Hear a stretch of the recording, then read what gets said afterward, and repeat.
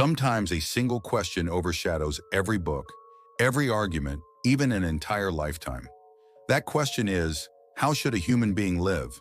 It looks simple, but behind the sentence hide the search for meaning, fear, guilt, freedom, rebellion, faith. All of us meet this question at some moment in life. When we wake up in the morning, why do we get up? Is what we study, work for, and struggle for really worth it? Am I living my life or just following someone else's script? Throughout history, many philosophers asked this question, but two of them asked it in a completely different way. Friedrich, Nietzsche, Søren, Kierkegaard. They never met. They never sat at the same table. Yet in the world of ideas, they fought one of the greatest intellectual battles. Both saw the same thing. Inside every human being, there is a deep emptiness, but their answers were completely different. Kierkegaard said, "The human being stands before this emptiness and trembles." Why? Because the human being is free. Freedom is not just a beautiful word. Freedom means to choose and to take full responsibility for that choice, and that creates fear. In his language, fear and trembling. For Kierkegaard, there was only one real exit, a leap toward God, accepting the risk of faith, not ritual belief, but personal commitment. He said, a life is not lived through logic. Life is lived through risk and faith. Nietzsche spoke very differently.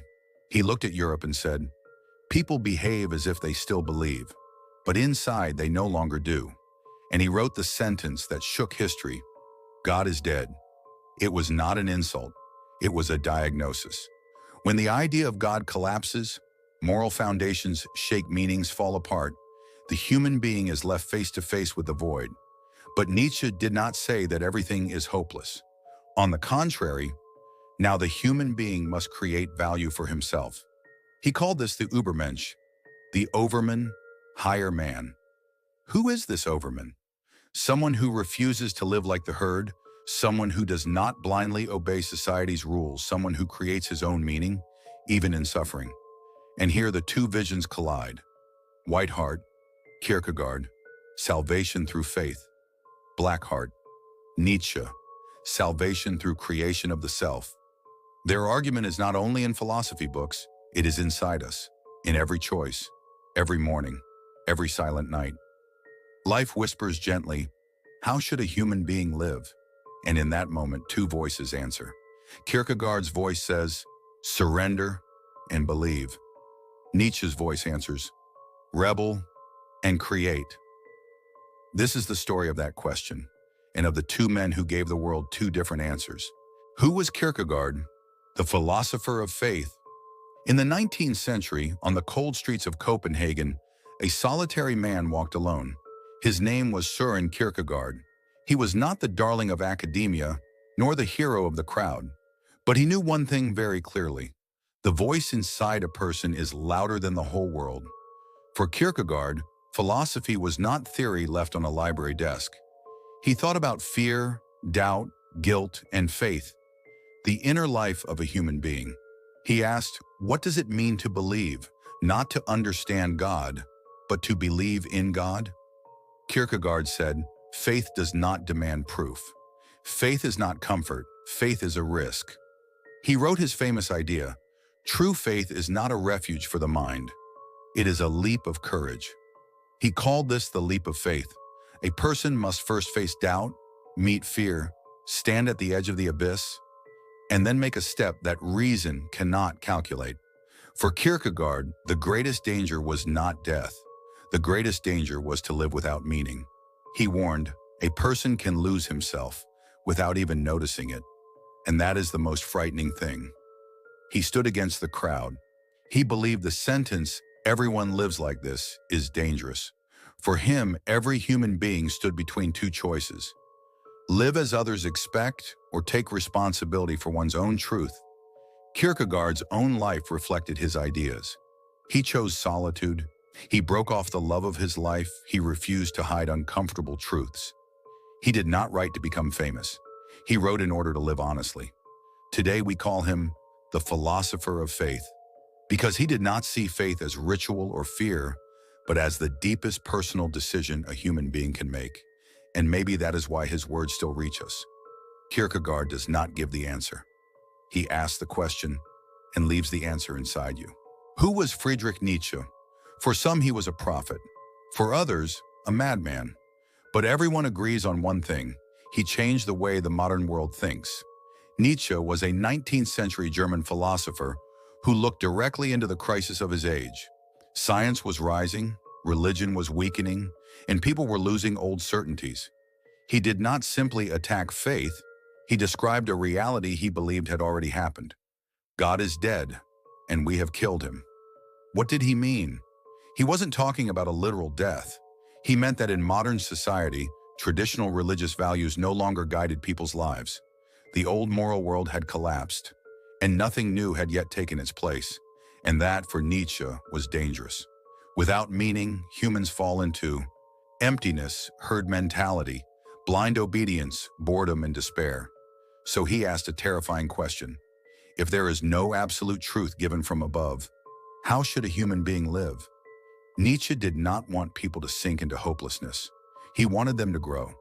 He believed the task of the future was this: to create new values, to take responsibility for meaning, to shape yourself instead of being shaped. He called the highest form of the self the Übermensch, the overhuman.